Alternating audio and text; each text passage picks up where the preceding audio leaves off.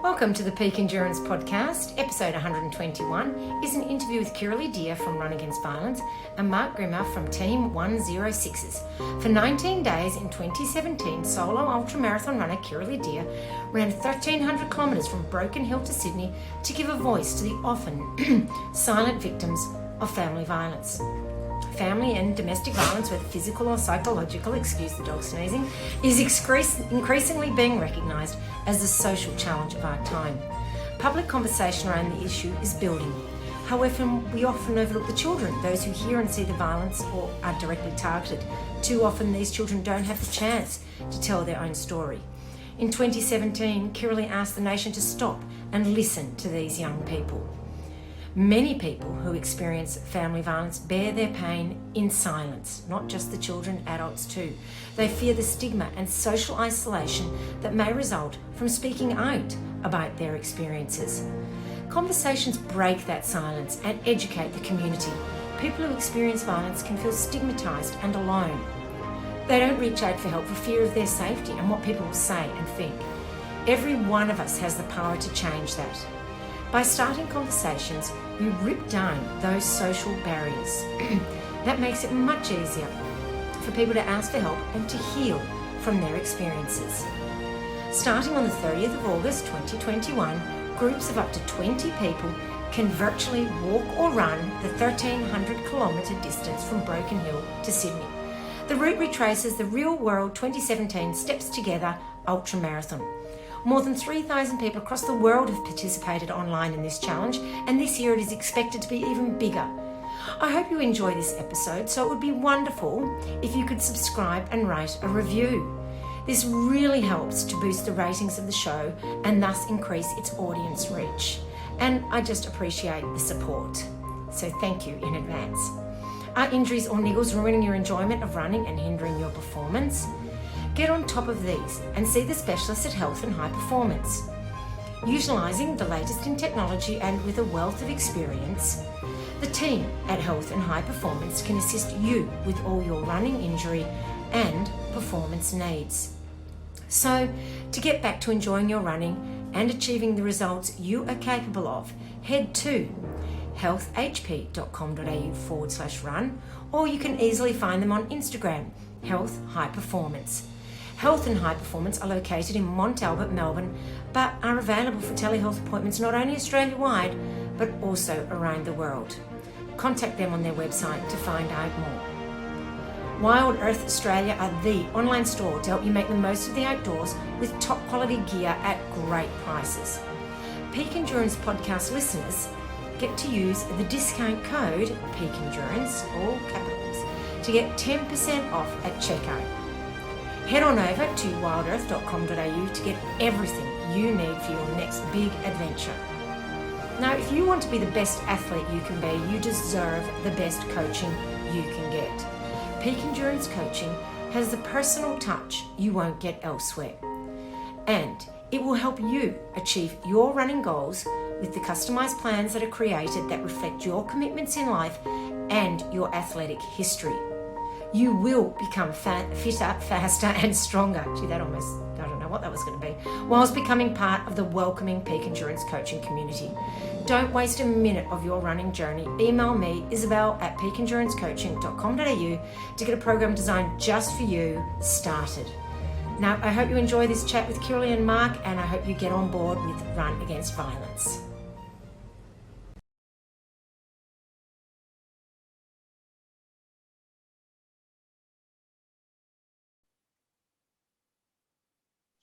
Hi, Kirrily and Mark, and welcome to the Peak Endurance Podcast.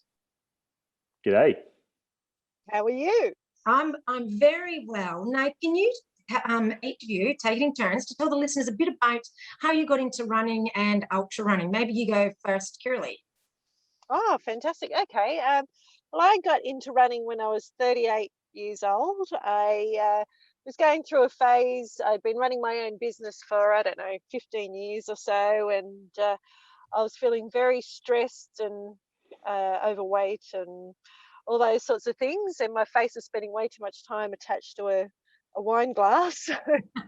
My partner at the time suggested that I might need to find a hobby. And over sort of successive months of other hobbies failing, I suddenly remembered it again one Sunday afternoon that I really used to love running when I was a kid. And so I jumped off of the lounge, ran around the block, fell back on the lounge, uh, totally and utterly exhausted, and then set my goal to, but loved it, and set a goal to one day be able to run 10 kilometres.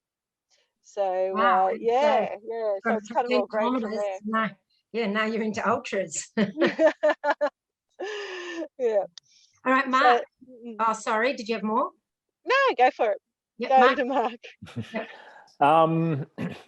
I started running by basically including it in a commute to work, to get off public transport a little bit.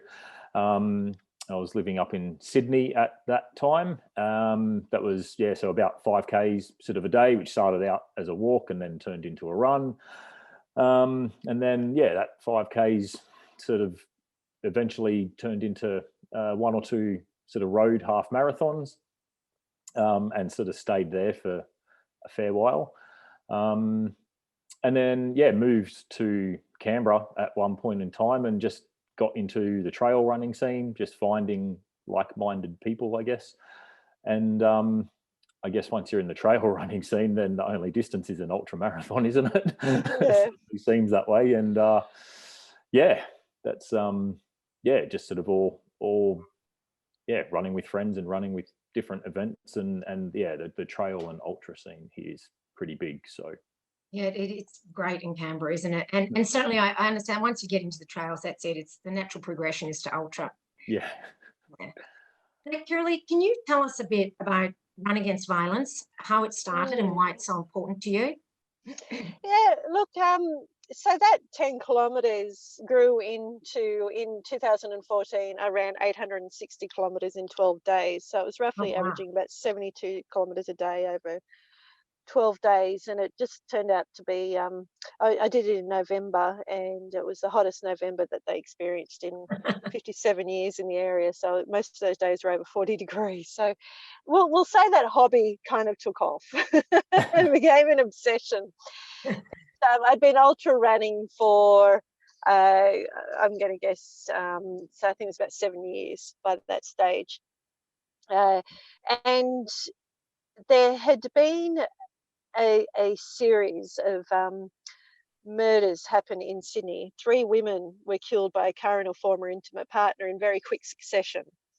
And I had, and that's when I first started hearing the statistic of 1 woman a week being killed by their intimate partner or former intimate partner. And I'd never heard of that stuff before. And when I heard the statistic of 1 woman a week, I thought, oh, can't be true. Media's making stuff up again. So I went and researched and actually found out it was true. And I think in 2013, I don't know where 1980 suddenly came from. It's been a big day. And I think there's 83 women were killed that year. So it's a horrendous number. And I found in the subsequent months when I was out trail running and training on my own, the images of these women, and one particular woman kept coming back to me. And I know myself well enough that when that starts to happen, it's my intuition telling me to do something about it.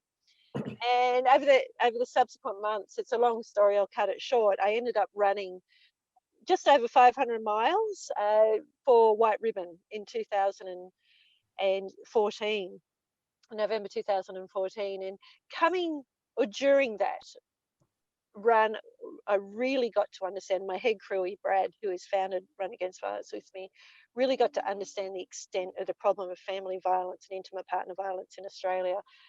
And coming off that, we decided that we needed to do more. And we spent quite a few months researching what doing more would entail. And it's from that Run Against Violence was created. Wow, that's awesome. And so you did a big run to sort of kickstart it, didn't you? So we'd been going for a couple of years. In 2017, I felt ready to go for another big run. Yeah. And it takes that long. I can promise you, you'd ever want to do that again. It's like overindulging on chocolate. You just go, oh, I'm never going to do that again. It takes a while for the memory to fade. But the charity had been going for a couple of years, and I decided that it was time to do another big run. And for a long time, I had been looking at Broken Hill as a place that I wanted to run to or from, because it's one of the remote areas that has a lot of challenges with family violence, and but at the same time they have done an enormous amount of work in addressing that problem, really leading a lot of change in that area. And so I wanted to run from Broken Hill. So in 2017 we did the Broken Hill to Sydney ultra marathon. So that was 1,300 kilometres that I ran in 19 days, so averaging just over 70, I think it was 72 kilometres a day, that one. Wow. And and that from that, we, in conjunction with that, held a virtual challenge. So we set up, so people could race me across the course online. They set up teams of up to 10 people, and they had to finish the course, my same course, in the same time that I was doing it solo, as a group of 10. So Okay. it was a lot of fun. We're staggered. We'd aim to have, say, 30 teams. It was our mind-blowing result if we could get 30 teams on board, and we ended up having 200 Wow, racing that's across that awesome. course. So yeah, it was huge. And that's when the virtual challenge was born. Excellent. Now, Mark, can you tell us how you got involved and how long you've been involved? Yeah, absolutely. So in 2017, I was in one of those 200 teams, and just through a friend, she put the call out, said, you'll be interested in this, join our team. Yep, sure. And to be honest, I probably didn't put any more thought into what the challenge was, what Run Against Violence was trying to achieve, potentially even what type of violence I was running against. It was another group event, and I've always found them sort of quite enjoyable. And if memory serves correctly, it was the actual Sydney Marathon that I think you finished at, Kirrily. Was that right? Yep. Yeah. Correct. Yep. So I entered one of the events. I don't know if it was a marathon or the half marathon. I can't remember that particular year. And ran across the Sydney Harbour Bridge and finished on that same day. So that was all sort of part of the fun. And since then, have participated. Well, this is the 4th year now.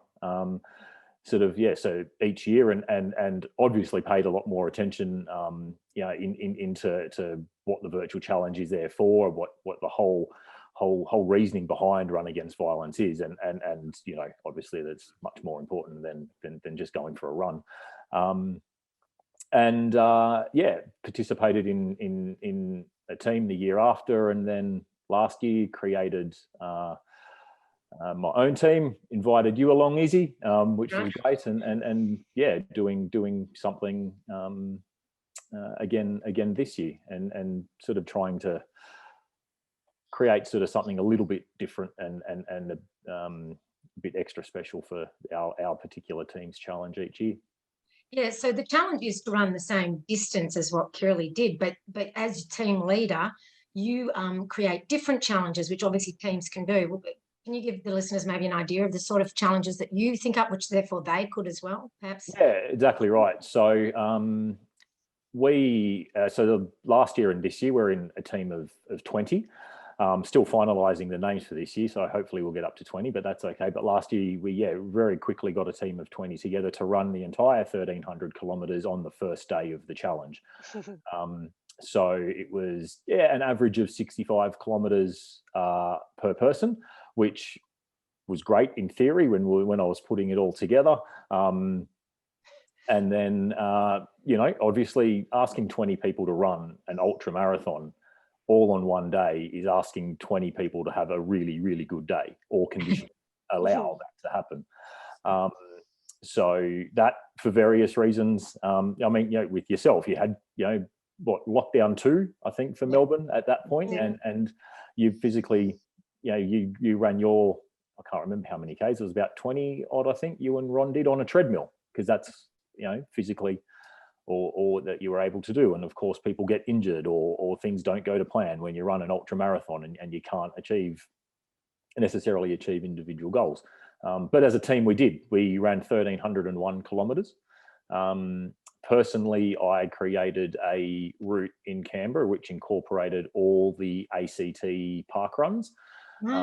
So there's 7 park runs in Canberra and 1 in Queanbeyan, just across the border. So 8 together, and created a route where I'd run each park run and then run in between of them. And that ended up being 118 kilometres, 40 kilometres of park runs and whatever the balance is in commuting.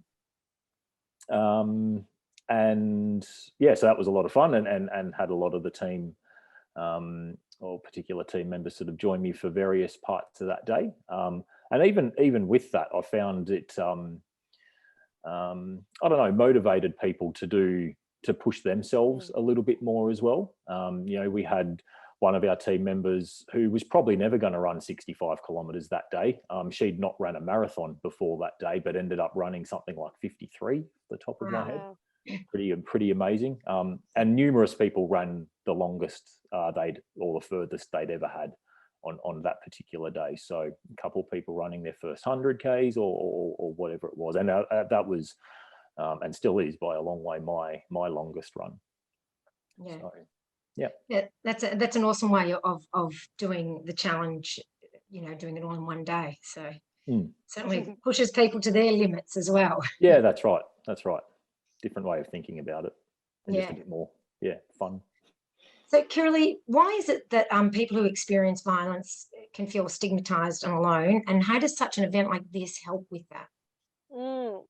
It's family violence. What happens behind closed doors has been a long time taboo in our culture. It's not something that we've really talked about in Australian culture, and we're not alone in that. But it's so because, and even up until about 60 years ago, there was no laws even against it. We've had enormous changes in this area from a legal perspective, but our culture hasn't necessarily caught up with it. When I was out on that run in 2014, I was talking, and in the subsequent months, I was talking a lot to social workers, to police, to all sorts of people that work around the family violence space, and saying, well, what can we do? We didn't want to replicate what already existed. I didn't see the point in it. I thought, what can be our role within this? And the overwhelming message was that we need the broader community involved. Whenever we have education or events or anything like that, it's always the same people turning up, and they're usually the people that either work in the sector or one degree of separation, either experience violence or one degree of separation from it. So I said, well, Brad and I decided that that was our opportunity to help, is that running is a fantastic connection for people. It's a huge community in Australia and huge community worldwide. And Mark provides a very good case study for what happens. Is our philosophy is people come for the bling and then they stay for the cause. Every year we make sure our medals look really good, because people go, oh, I want one of those. Look, and it seems like a pretty simple thing on the surface, but underneath it, what we've found is that to get a positive energy out of a situation, so to help everyone feel okay with breaking taboo, with staying to talk about things that we deeply in our unconscious mind don't want to talk about. People have to feel happy and comfortable and be having fun, and it needs to be a positive energy. So we know that by putting positive energy in, the positive energy was going to come out. And it's in the course of all that fun and that community and the camaraderie that develops that people feel safe to start talking. And that it is mind-blowing to see that happen. It is magical when those moments happen. And when we do that, when we break the silence and that stigma for one person, the ripple effects through the generations, because so much of family violence is intergenerational. And people carry that shame their entire lives, and that can lead to negative behaviours, or they just never get on with learning new ways of dealing with conflict. And when we break that cycle, we break it for all the generations to come. So it's an incredibly powerful thing to have happen, yet on so many levels it's so simple. It's such a simple piece of, it's like the glue that brings all the other efforts together. It creates the environment. It allows, the social workers to go in and have conversations. We've now partnered with NAPCAN, who's the National Association for the Prevention of Child Abuse and Sexual Assault, and we're funding grants for their Love Bites program that goes into schools and educates young people about healthy relationships. It's all this stuff is coming about because people turn up for the bling, because people are willing to have those conversations and willing to be educated and involved. So when we have I deeply believe we actually have all the answers to end family violence. We need to get our communities involved in making that a possibility and making that a reality. Yeah. And along that theme, I mean, I certainly know as runners that when we're running, it really does open us up to accepting new ideas and talking about new issues and so on. So I think it's a great forum for it. Do you get many non-runners entering? Oh, heaps. We have more non-runners than runners. Oh. I would say. Depends on how you define a runner. We have a lot of people that just walk the event. So, like we say, whether you can walk 10 meters a day or you run 100 Ks a day, you're welcome. Everybody is welcome. Yeah. The example I use a lot and talk about a lot is my mum last year participated for the first time. She was 77, 78 now. And she goes, I might only be able to walk 1 or 2 kilometres a day. I said, all good. She ended up racking up 116 kilometres over 19 days. Awesome. Unbelievable. So she's back this year, 78. She's only just decided to take up sport. She's back this year, and she's going for the silver medal, the 130K medal. Wow. So, so we have all that. If we had to draw a bell curve of where the bulk of our participants is, it's the parkrun crowd. It's the couch to 5K crowd. Is the really common attribute. They're not ultra runners. Obviously we've got the people like Mark that are crazy and decide they're going to run the whole thing in 24 hours. And kudos, it's an amazing thing to achieve. But the bulk of our people, their teams of 20 that are taking the full 19 days to get to the finish. Yeah, that's good for people to know. And so, how does doing it raise money? So there's lots of opportunities. Firstly, the entry fees. We're a volunteer organisation, so so the bulk of the money that's spent, we cover the costs of the shirts and all those sorts of things, but the margin, the proceeds are all funds that we become available for us. So through registration, through fees, people buy our merchandise. One of the really important parts of this whole strategy is that we have really distinctive looking running shirts and buffs and all those sorts of things, and they start conversations. That's really what we want to do here, is get people talking. And it doesn't mean they have to be really deep and challenging conversations, just general talking about it, for normalizing talking about family violence. And our shirts and our buffs and all our gear and our hoodies and everything play a really essential role in that, because people go, what's that about?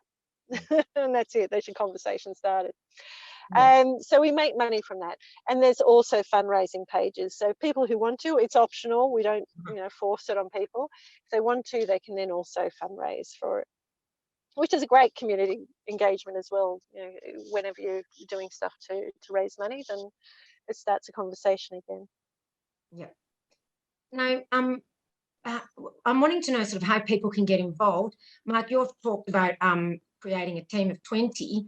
So once you've registered for a team, how do you get so many people to join your team? What's some strategies you've used? Having conversations, starting to, just putting it out there. Last year's team and this year's team all just started with a core group of people that I run multiple times a week with. Yeah. But then I was never going to find 20 people within that core group last year, and it became friends of friends, and there was, I don't know, 4 or 5 people that I'd never met before we started that that last year.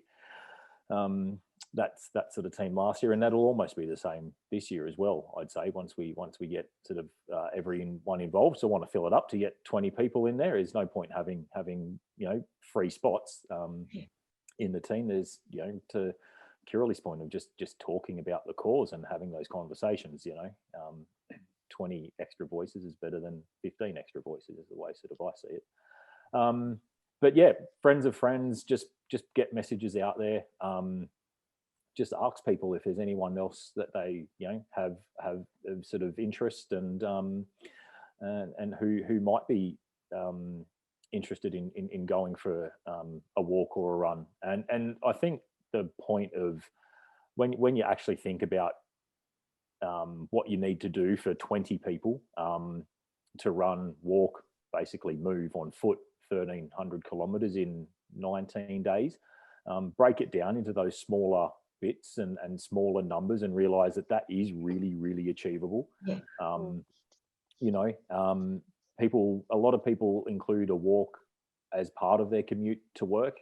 Even if that's a kilometer, then that's 19 Ks across that 19 days that you don't need to think about running or moving or dedicated exercise for or something like that.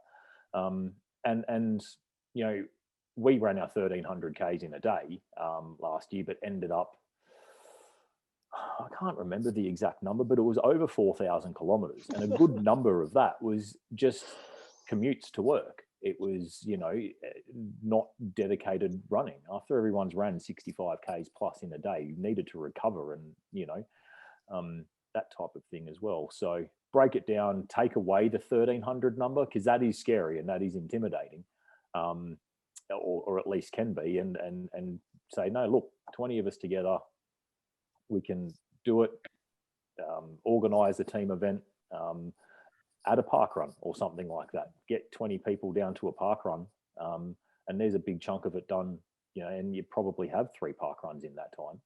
Yes. Yeah. And find little sort of cues to break it down and get it out there and get people out in their merch and literally wave the flag. Yeah, exactly. And what's our challenge this year? Do you want to share that? Yeah, so not a first day challenge. Planning the first day for a Monday, I don't know about that. So I thought I'd not ask everyone to take a day off on the Monday and maybe multiple days off afterwards to recover. But there's a nicely timed event in Canberra. I think it's the 11th of September, called the Sri Chinmoy 100. And many of our team last year participated in that, and that was at the back end of the challenge last year as well. It snuck into it so we had quite another big day. I think we almost touched 1,000 team kilometers that day as well, just through the amount of people we had running in it. The great thing about that event is that it's in 4 stages, all between about 22 and 28 kilometers, and you can run it as a team of 4 or 2 or 3 and whatnot. So I want to try to get everybody to participate in that in some way if we can. I originally asked Izzy to come up as well, but the rest of the country's treating ACT as New South Wales, and we're a red zone. No one can come here anyway, so without going home and quarantining. So that's sort of one big thing. Personally, the week before that, I'm running the length of the ACT. So nice. As the crow flies, that's 88 kilometers. My route's nearly confirmed. It's looking more like it'll be 150-ish. So I'm doing that on Saturday the 4th, I think, of September. And hopefully we'll have some of the team out to join me on bits of that, and maybe a taper run before Sri Chinmoy. There's a few that are definitely doing the full 100 or 50 odd kilometers in that event the week later.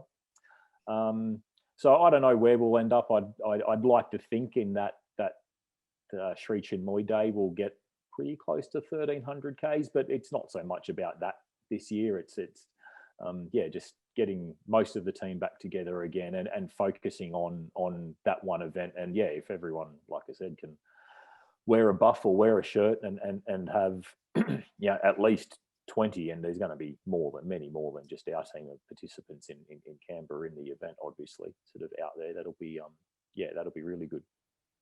Yeah, well, if I can get there, I will be there. Sure. Fingers crossed, but I doubt it. That's it. I know. Such is life. Yeah, So obviously people in lockdown can still be involved. They can do like what Ron and I did last year, which was hop on the treadmill. We went out for our 1 hour that we were allowed, and then we went on the treadmill. So there is ways and means of getting involved still, even in lockdown.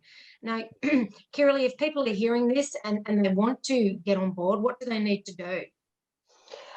So there's a couple of different channels that they can follow. So jump onto runagainstviolence.com and look at the overview, the 2021 virtual challenge overview that's on there. There's all the links to follow, and they can register. They can either already be part of a team or have a team to join, or we will find them a team. So there's an option when you click through to register now, there's an option, find me a team. Click on that link and we will set you up. There's plenty of teams looking for people. Or alternative, if you already know a team, then you just follow those links. If you are on social media, then jump on to Facebook and the RAV Virtual Challenge or Run Against Violence Facebook page, and again follow the links to the group, to the Virtual Challenge group, join that. That's where a lot of the conversation happens, is in that group. But don't worry, this year, if you're not on Facebook or Instagram, we're having a podcast / radio show that's going to be happening in connection with the challenge this year. So people will be able to, they're doing their walking and running and listening to all the great stories that are coming in from around the country. So it's going to be brilliant. But jump on our website at least, or if you are on socials, jump on to our Facebook page and follow the links. Excellent. I love that idea of having a podcast for the event as well. That's really a cool idea. Yeah.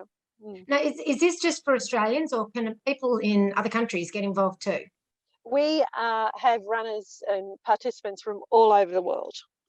So we've got our regulars from Canada and the US and the UK. We've got a wonderful following down in South America. So waving hi to all my friends in Peru that join us every year from North Peru.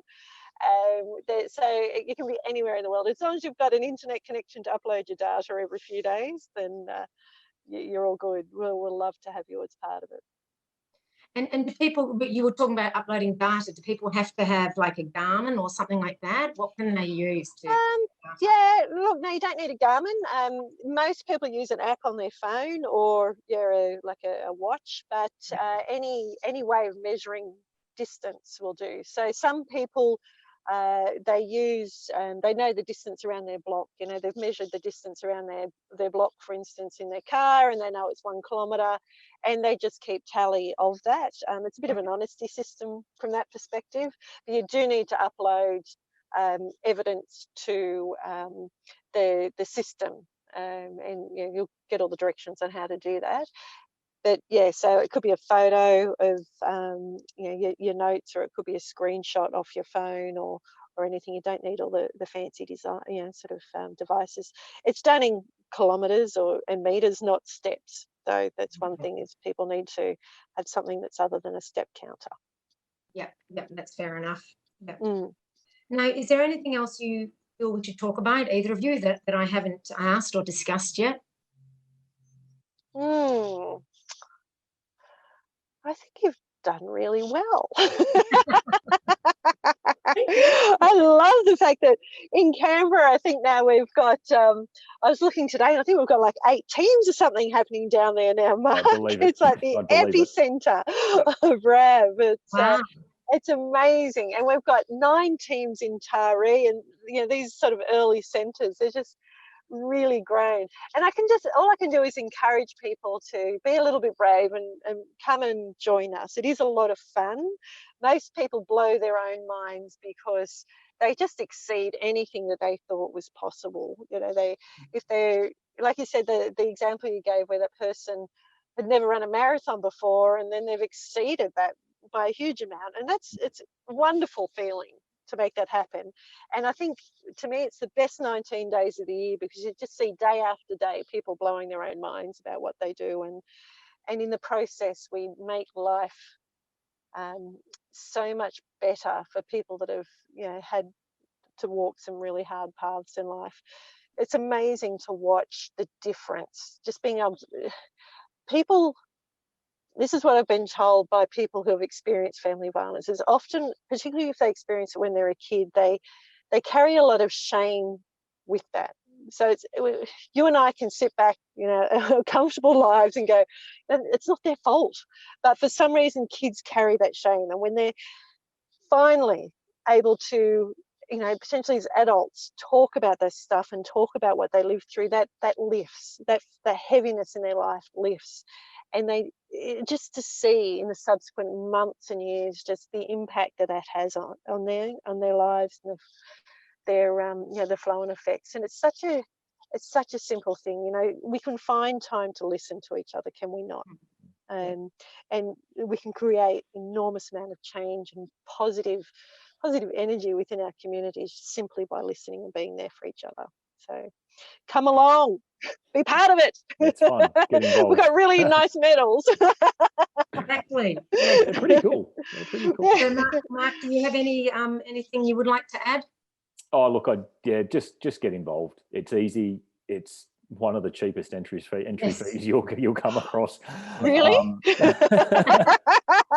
Note for next year. I reckon you could put it up a bit. Yeah. It's just fun. Whether whether you can get into a bigger team or not, just get involved and help get the conversations and the message sort of out there.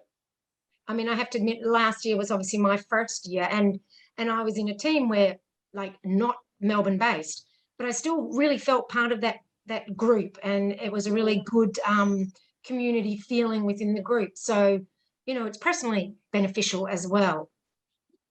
Hugely in times of COVID. Definitely. Especially, I think. Absolutely. Yeah. You know, we created like a Facebook team page and we've got a chat and that type of thing, and I'm sure everyone else does as well. And like just on that particular first day, the photos that were coming through and the messages, because I was obviously out all day, I'd turned my phone off. I didn't want it beeping and annoying me and all that type of jazz at the time, you know, as you need to be when you're out all day. But the next day, you know, in recovery mode on the lounge, catching up on everything that happened the next day was phenomenal. And then 2 weeks of it, or nearly 3 weeks of it, is just awesome. Yeah. And to be honest, I mean, the group has chatted throughout the year on and off anyway. So it's really created a group of people, not just for the event, but for life, I guess, you know. And it's that's exactly it. We've had these incredible friendships form across the country and across the globe as a result of it. You know, people that may never be in the same town or stand face to face, but they've got this incredible network of really wonderful people, because it does tend to attract the very best of people, this event, I've got to say. Yeah, totally. Well, I would thank you both so much for coming on the podcast today. I'll put the links to the Run Against Violence website and the Facebook link and all that sort of stuff. And once again, thank you very much for your time. Brilliant. Thank you. See you later.